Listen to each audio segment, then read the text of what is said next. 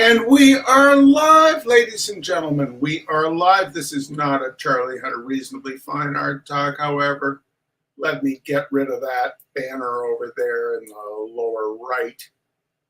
Oh, gracious. You would think, after all this time of doing Reasonably Fine Art Talks and Benchley Nights, I would not be getting those mixed up, but I still do. Oh, it's very nice to be here. It's Sunday night. It's Sunday night in Bellows Falls, Vermont, ladies and gentlemen.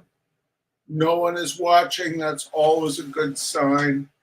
It means I can do whatever oh, now 3 people are watching. 3 people are watching. I wonder who they are. I've got comments turned on. Hopefully one of them is Facebook user. And tonight, we do not have a liberal snowplowing do-gooder beneficiary because we've been raising a lot of money. We've been raising a lot of money for various causes of late, including I sent out an emailer for my art in my art life yesterday, where I had 5 pieces that I had done. Yeah, there's Facebook user. She's here. John Wilhelm's here. Excellent. Anyway, I had, I lost that train of thought. I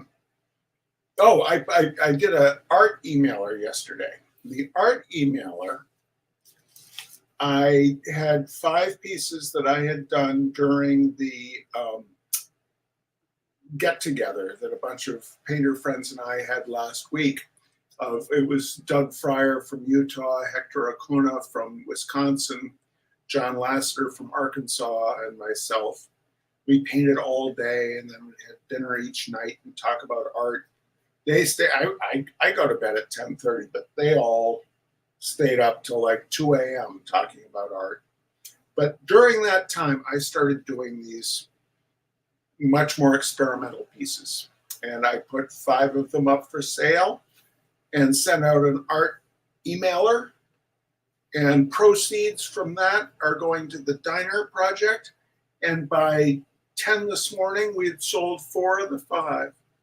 4 of the 5, so at $400 each, 4 times 4, $1,600 for the diner. So I decided that tonight we could do Thurber night for free. Next week we'll go back to flogging for money, but nonetheless, I just wanted to do a shout out, and the Unidentified Unglet wanted to do it too. A shout out to the people who are always there for us. They're always there for us. I'm going to read some names and give them a thanks, even though this week they did not have to give money. But next week they're on the hook once again. First off, the wonderful Terry Hudson, usually on the road, but I think she had COVID last week, so she was recuperating. Terry Hudson. Ms. Martha Rowley out there in Saxon's River. 1-lane road, but she survives. She persists. Ms. Martha Rowley. Out there in Omaha, Nebraska, he always is generous. He always thinks of us. He likes riding trains, ladies and gentlemen, and who can ask for more than that? The steadfast Mr. John T. Wilhelm. Down there in Bonneville, Massachusetts. Where they make beautiful quilts. They fend off the bears. Our good friends, Mr. Gary Pierce and Aline Cortez. Out there in Cincinnati, Ohio. He's traveled with us on Roots on the Rails. He keeps the Bengals at bay. The wonderful Mr. J. T. Mayer. In Bellows Falls, Vermont itself, a man who's constantly in and out of Facebook jail. Our good friend, the great Rick Gabatsky. Now, there's so many others I could thank, but those seem to be the ones whose names I say over and over and over again, week after week. But there's one more. There's one more, ladies and gentlemen. Oh, where is he? Oh, he's in Pittsburgh, Pennsylvania. In Pittsburgh, Pennsylvania, where they eat French fries on their sandwiches, ladies and gentlemen. They seem to think that's normal. In Pittsburgh, Pennsylvania, with a wee little dog named Ginger and a wonderful wife named Elise. My very, very, very, very tall cousin, Mr. Nat Hunter. Thank you all so much. It was no COVID for Terry Henson. What, did you just have like the flu or something? I don't remember. So long as everybody's still alive, that's the important thing. Anyway, it's a joy to have you all with us. Tonight, the last full chapter of My Life in Hard Times by James Thurber, Draft Board Nights. I left the university in June 1918, but I could not get into the Army on account of my sight, just as grandfather could not get in on account of his age. He applied several times, and each time he took off his coat and threatened to whip the man who said he was too old. The disappointment of not getting to Germany, he saw no sense in everybody going to France, and the strain of running around town seeing influential officials finally got him down in bed. He had wanted to lead a division, and his chagrin at not even being able to enlist as a private was too much for him. His brother Jake, some 15 years younger than he was, sat up at night with him after he took to bed, because we were afraid he might leave the house without even putting on his clothes. Grandfather was against the idea of Jake watching over him. He thought it was a lot of tomfoolery. But Jake had not been able to sleep at night for 28 years, so he was the perfect person for such a vigil. On the third night, grandfather was wakeful. He would just open his eyes, look at Jake, and close them again, frowning. He never answered any question that Jake asked him. About 4 o'clock that morning, he caught his brother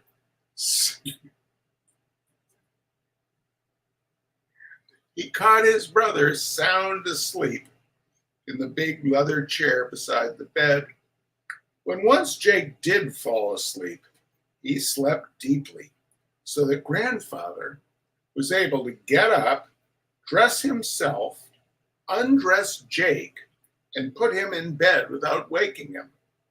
When my Aunt Florence came into the room at 7 o'clock, grandfather was sitting in the chair reading the memoirs of Ulysses S. Grant, and Jake was sleeping in the bed. "He watched while I slept," said grandfather, "so now I'm watching while he sleeps." That seemed fair enough. One reason we did not want grandfather to roam around at night was that he had said something once or twice about going over to Lancaster, his old hometown, and putting his problem up to Kump, that is, General William Tecumseh Sherman, also an old Lancaster boy. We knew that his inability to find Sherman would be bad for him, and we were afraid that he might try to get there in the little electric runabout that had been bought for my grandmother. She had become, surprisingly enough, quite skillful at getting around town in it. Grandfather was astonished and a little indignant when he saw her get into the contraption and drive off smoothly and easily. It was her first vehicular triumph over him in almost 50 years of married life, and he determined to learn to drive the thing himself. A famous old horseman, he approached it as he might have approached a wild colt. His brow would darken, and he would begin to curse. He always leapt into it quickly, as if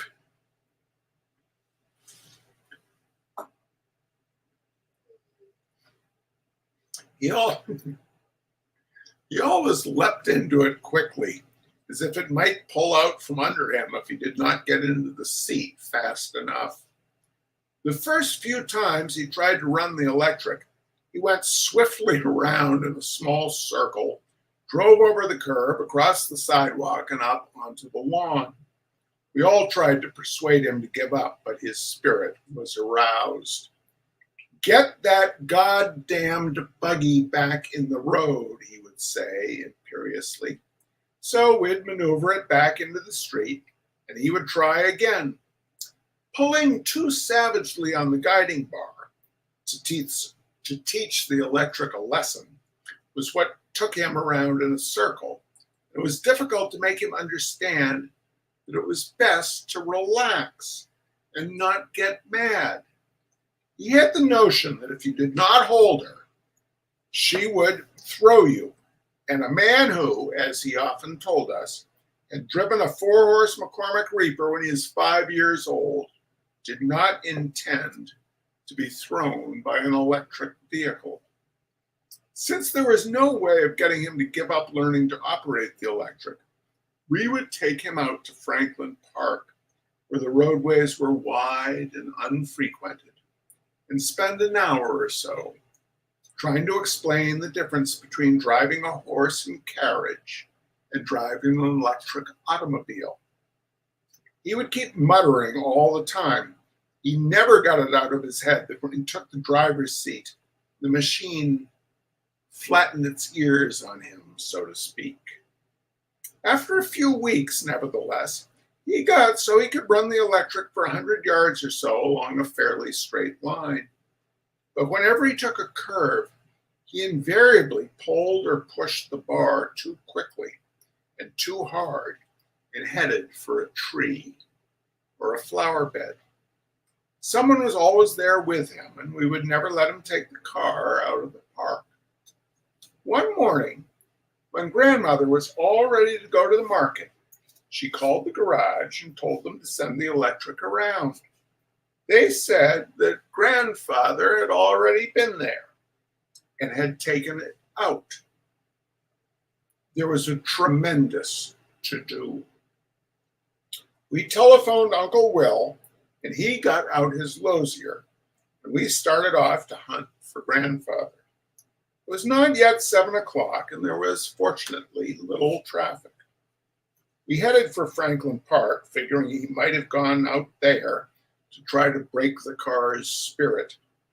One or two early pedestrians had seen a tall old gentleman with a white beard driving a little electric car and cussing as he drove.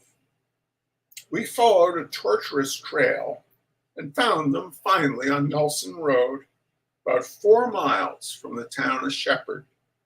Grandfather was standing in the road, shouting, and the back wheels of the electric were deeply entangled in a barbed wire fence. 2 workmen and a farmhand were trying to get the thing loose. Grandfather was in a state of high wrath about the electric. "The son of a bitch backed up on me," he said. But to get back to the war, the Columbus Draft Board never called grandfather for service, which was a lucky thing. For them because they would have had to take him. There were stories that several old men of 80 or 90 had been summoned in the confusion, but somehow or other grandfather was missed. He waited every day for the call, but it never came. My own experience was quite different. I was called almost every week, even though I had been exempted from service the first time that I went before the medical examiners. Either they were never convinced that it was me, or else there was some clerical error in the records which was never cleared up. Anyway, there was usually a letter for me waiting on Monday morning, ordering me to report for examination on the second floor of Memorial Hall the following Wednesday at 9 p.m. The second time I went up, I tried to explain to one of the doctors that I had already been exempted. "You're just a blur to me," I said, taking off my glasses. "Well, you're absolutely nothing to me," he snapped sharply. I had to take off all my clothes each time and jog around the hall with a lot of porters and bank presidents' sons and clerks and poets. Our hearts and lungs would be examined, and then our feet, and finally our eyes. That always came last. When the eye specialist got around to me, he would always say, "Why, you couldn't get into the service with sight like that." "I know," I would say. Then, a week or two later, I'd be summoned again and go through the same rigmarole.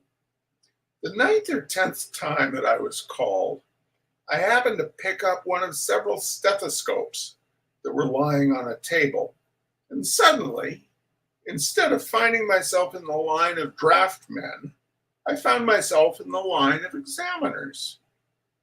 "Hello, doctor," said one of them, nodding. "Hello," I said. That, of course, was before I took my clothes off. I might have managed it naked, but I doubt it. I was assigned, or rather drifted, to the chest and lung section, where I began to examine every other man, thus cutting old Dr. Ridgway's work in two. "I'm glad to have you here, doctor," he said.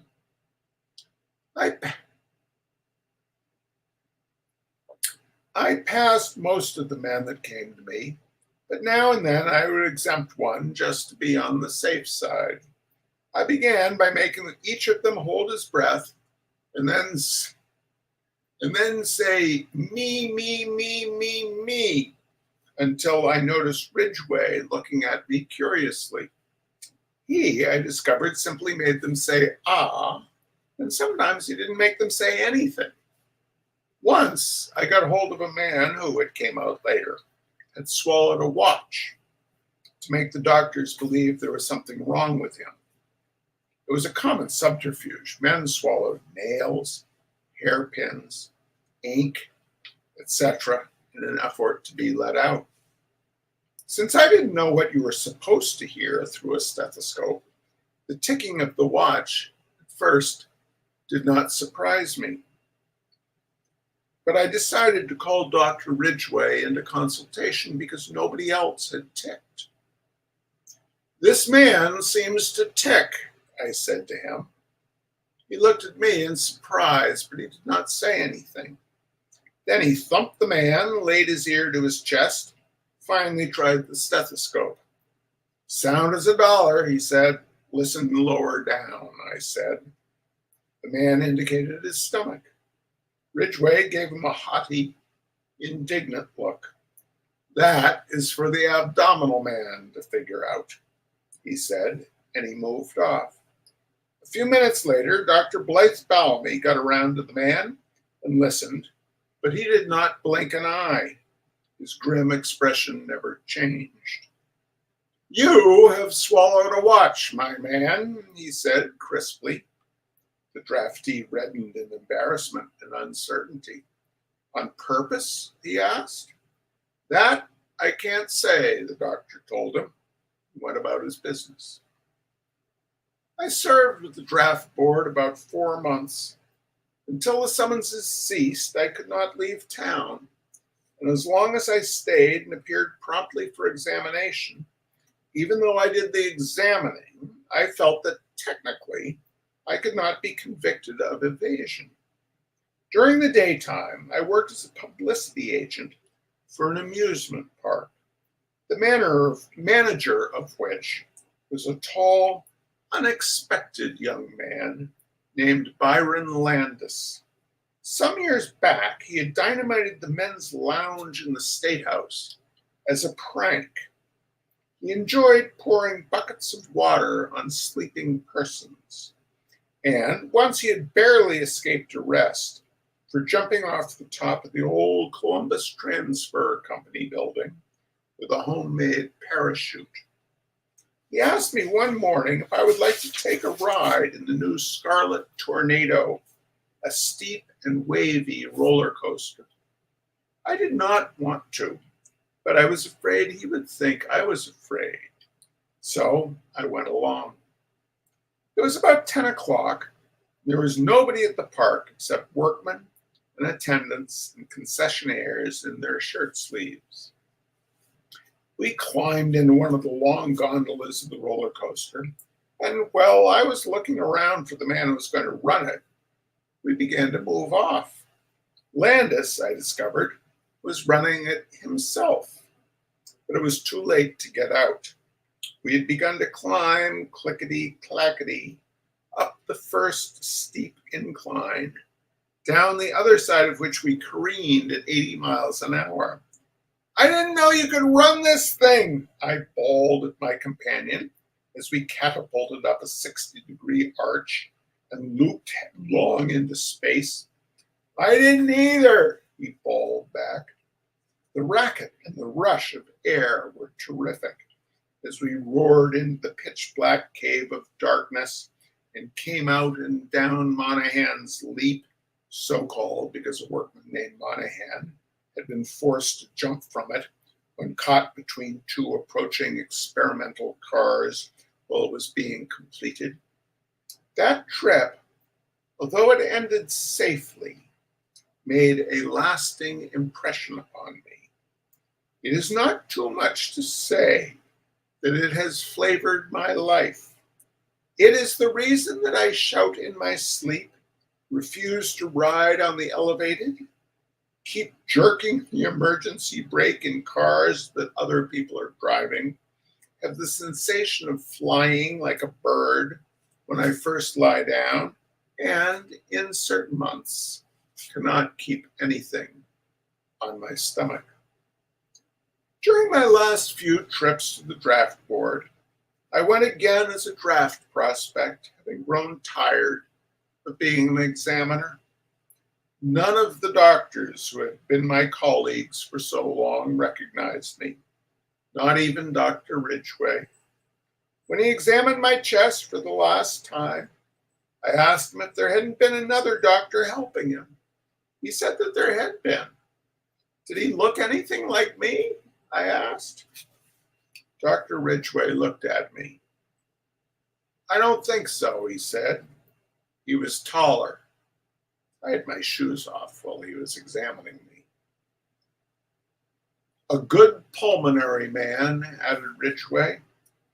"Relative of yours?" I said yes. He sent me on to Dr. Quimby, a specialist who had examined my eyes 12 or 18 times before. He gave me some simple reading tests.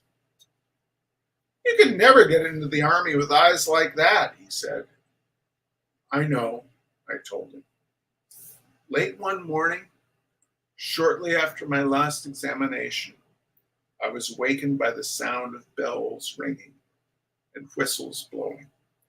It grew louder and more insistent and wilder. It was the armistice. All right, ladies and gentlemen. Now, next week, we will have a note at the end. We'll have a note at the end, and that will end the annual reading of My Life in Hard Times. But there will always be more Robert Benchley coming up, and Betty Sue has particularly requested that we do a reading of Ian Fraser's Crows, We Want to Be Your Only Bird, which I have read before, but is certainly worth reading again. So thank you for joining us. Next week, we'll be back putting our hands into your pockets. But this week, this one was on us. Thanks for coming. Thanks for watching these. It's a joy to do them. You take good care. Let's keep incipient fascism at bay. See you next week. Bye-bye.